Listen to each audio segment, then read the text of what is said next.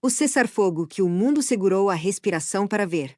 Era uma terça-feira de abril e o relógio do mundo inteiro parecia marcar a mesma hora, 20 horas, horário de Washington.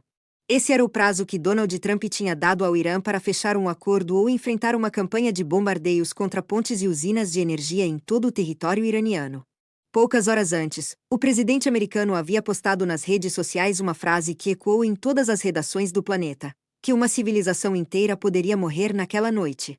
E então, cerca de 90 minutos antes do prazo se esgotar, veio o anúncio. Trump publicou no Truth Social que aceitava suspender os bombardeios e ataques ao Irã por 2 semanas. À condição que o Irã reabrisse, de forma completa e imediata, o Estreito de Hormuz.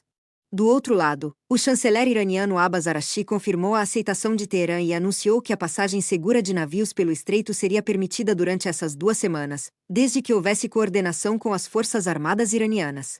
Vamos colocar esse cessar-fogo no contexto. Para entender o que aconteceu nessa terça-feira, a gente precisa voltar algumas semanas. No final de fevereiro de 2026, os Estados Unidos e Israel lançaram ataques aéreos coordenados contra o Irã. A operação atingiu instalações militares, sítios nucleares e alvos de liderança. A resposta do Irã não foi pequena. Mísseis e drones foram disparados contra bases americanas, território israelense e países do Golfo que abrigam tropas dos Estados Unidos. E a medida mais impactante: a Guarda Revolucionária Iraniana declarou o Estreito de Hormuz fechado para o tráfego marítimo. O Estreito de Hormuz é uma faixa de água com apenas 34 quilômetros de largura no ponto mais estreito, espremida entre o Irã e Omã. Por ali passa, em tempos normais, cerca de 20% de todo o petróleo e gás natural do mundo. É como se fosse a artéria principal do sistema circulatório da economia global. Quando ela entope, tudo o que depende de energia começa a sofrer. E sofreu. O tráfego de petroleiros caiu primeiro em 70%, e logo chegou praticamente a zero.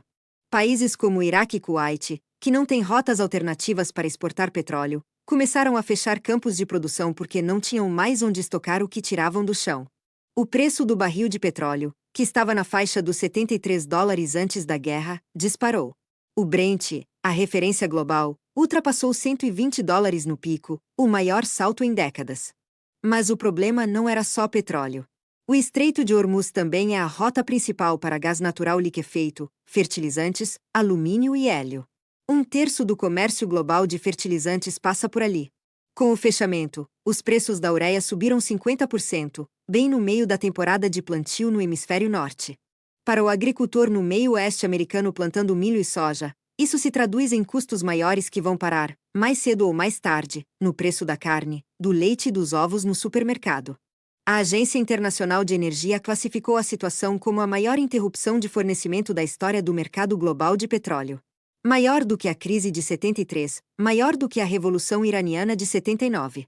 Os preços da gasolina nos Estados Unidos bateram $4 por galão no final de março, uma alta de 30% em poucas semanas. As semanas entre o início da guerra e o cessar-fogo foram marcadas por uma montanha-russa diplomática. Trump alternava entre ameaças cada vez mais agressivas e sinais de que estava aberto a negociar. Ele chegou a dizer que bombardearia o Irã de volta à Idade da Pedra. Depois, publicou que talvez algo maravilhoso pudesse acontecer. Os mercados oscilavam a cada post, como um barco em alto mar reagindo a cada onda. Do lado iraniano, o padrão era parecido. Teherã rejeitou propostas de cessar-fogo temporário, argumentando que não fazia sentido abrir mão da sua principal carta de barganha, o controle do estreito, em troca de uma trégua que poderia ser quebrada em semanas. O porta-voz do Ministério das Relações Exteriores do Irã chamou os ultimatos de Trump de sinal de ignorância e disse que nenhuma pessoa racional aceitaria aqueles termos. E aí entra um personagem que pouca gente tinha no radar: o Paquistão. Islamabad se posicionou como o principal mediador entre as duas partes, aproveitando uma relação cultivada tanto com Washington quanto com Teherã. O chefe do exército paquistanês, o marechal de campo Azim Munir, esteve em contato direto com o vice-presidente americano J.D. Vance e com o chanceler iraniano Araghchi.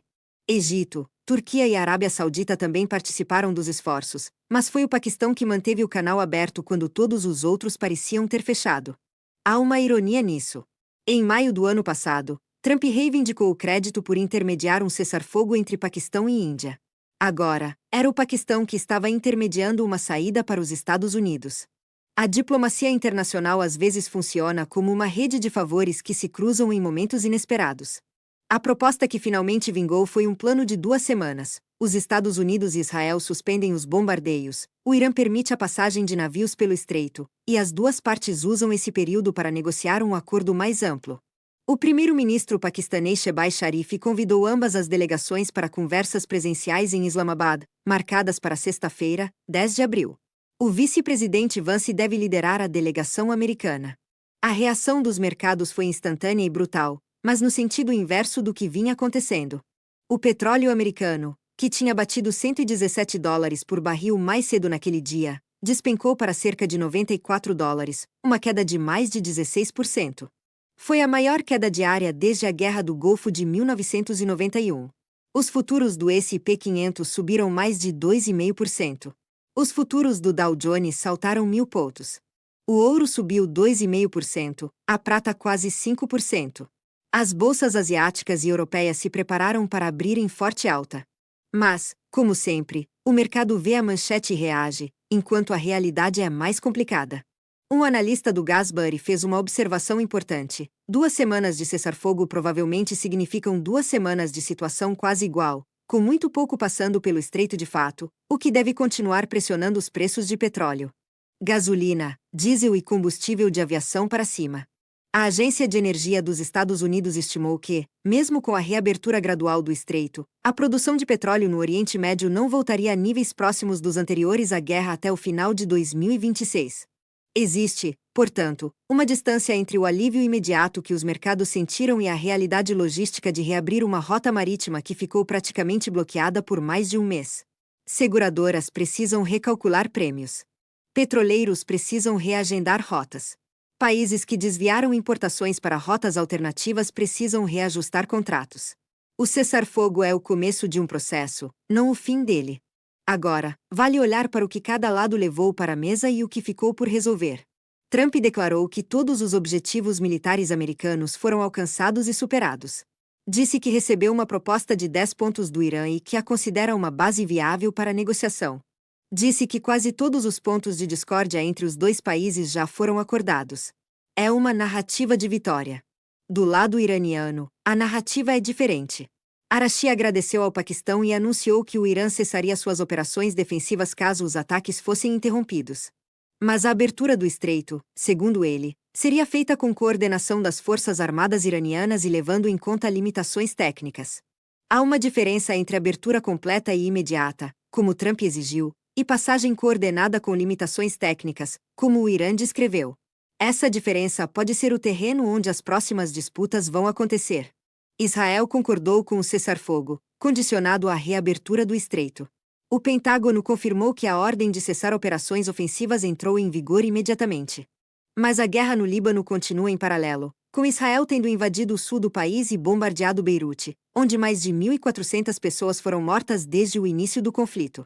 Há também questões que este cessar-fogo não responde. O programa nuclear do Irã. O futuro das sanções. A reconstrução de um país que levou semanas de bombardeios. O papel de Israel no eventual acordo permanente, considerando que o Paquistão, o mediador principal, não reconhece Israel diplomaticamente. E a grande pergunta: se 2 semanas serão suficientes para transformar uma pausa tática em paz duradoura? A história recente não é encorajadora nesse ponto. Trump já havia estendido prazos 4 vezes antes deste. O Irã já havia rejeitado múltiplas propostas. Negociações diretas nunca aconteceram ao longo de todo o conflito, apenas mensagens passadas por intermediários. Construir um acordo de paz permanente através de notas trocadas por terceiros, num prazo de 2 semanas, depois de 6 semanas de guerra, é uma ambição que desafia a gravidade diplomática. Ao mesmo tempo, os incentivos para ambos os lados são reais. Os Estados Unidos enfrentam um custo político crescente internamente. Democratas apresentaram uma resolução sobre poderes de guerra no Congresso. Até aliados de Trump dentro do movimento MAGA começaram a criticar a política no Irã. O senador republicano Ron Johnson disse publicamente que não queria ver ataques à infraestrutura civil. Os preços de energia estão corroendo a economia americana. Do lado iraniano, o fechamento do estreito é uma espada de 2 gumes. Sim, pressionou o mundo inteiro. Mas também cortou as exportações do próprio Irã e de seus vizinhos no Golfo, vários dos quais são aliados necessários. A economia iraniana já operava sob pressão extrema de sanções, com inflação acima de 40%. A guerra agravou tudo isso. O que fazer com essa informação? Esse cessar-fogo de 2 semanas é uma pausa, não uma resolução. E como toda pausa em meio a uma crise, ela abre cenários diferentes dependendo do que acontecer a seguir. Cenário 1. As negociações em Islamabad avançam e as 2 semanas são estendidas ou resultam num acordo mais amplo. Nesse caso, os preços de energia continuam a cair gradualmente, as bolsas se recuperam, e o alívio chega em ondas lentas à economia real. Quem tem investimentos em mercados financeiros pode ver uma recuperação consistente, mas gradual. Quem está preocupado com custos de energia e inflação pode esperar um alívio que chega primeiro nas manchetes e depois, com meses de atraso, no bolso. A Agência de Energia dos Estados Unidos estima que os fluxos de petróleo não se normalizam antes do final do ano. Então, mesmo no melhor cenário, os preços não voltam ao patamar anterior à guerra tão cedo. Cenário 2. As negociações emperram. O cessar-fogo vence em 2 semanas e não é renovado. Os bombardeios recomeçam. O estreito volta a fechar. Nesse caso, os preços de energia podem disparar para patamares que ninguém viu desde os anos 70. Alguns analistas de Wall Street já trabalham com a possibilidade de petróleo a $200 o barril num cenário extremo. Isso significaria gasolina mais cara, contas de luz mais altas, alimentos mais caros por causa dos fertilizantes, e uma pressão inflacionária que complicaria a vida de bancos centrais no mundo inteiro. Cenário 3, o mais provável e o mais frustrante. Uma zona cinzenta onde o cessar-fogo é estendido repetidas vezes, as negociações avançam devagar, o estreito funciona parcialmente, e os mercados oscilam a cada manchete. Nesse cenário, a incerteza é o produto principal. E incerteza custa caro. Empresas adiam investimentos. Consumidores seguram gastos. Seguradoras mantêm prêmios altos. A economia global funciona, mas com o freio de mão puxado. Independentemente do cenário, algumas ações práticas fazem sentido. Se você investe, diversificação é a palavra de ordem. Exposição à energia e commodities continua sendo uma proteção relevante enquanto a crise não se resolver de fato. Se você é consumidor, é prudente antecipar compras de itens que dependem de cadeias logísticas globais, porque os efeitos de 6 semanas de estreito fechado ainda vão se propagar por meses. Se você acompanha a política internacional, preste atenção nas conversas de Islamabad na sexta-feira e nas declarações que saírem nos dias seguintes. Elas vão definir se esta pausa vira paz ou se o relógio volta a contar.